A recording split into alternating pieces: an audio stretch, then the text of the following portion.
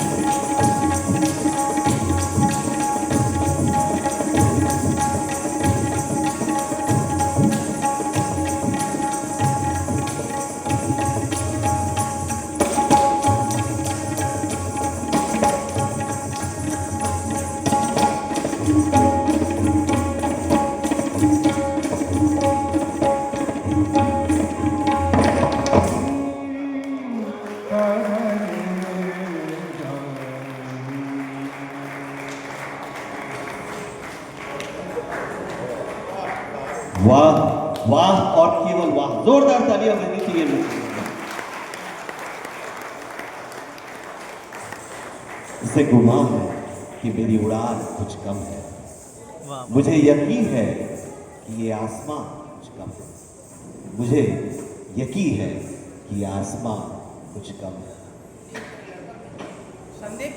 तो ये थे नंदिनी और श्रेया, दो कमाल के कलाकार। भारत शास्त्रीय यात्रा की कड़ी के असली राज जो आगे लेके जाने वाले ये यदि कलाकार हो तो निश्चित ही इसकी मशाल बहुत आगे तक जाएगी, पूरे देश और दुनिया में इसकी रोशनी फैलेगी, ये तय है।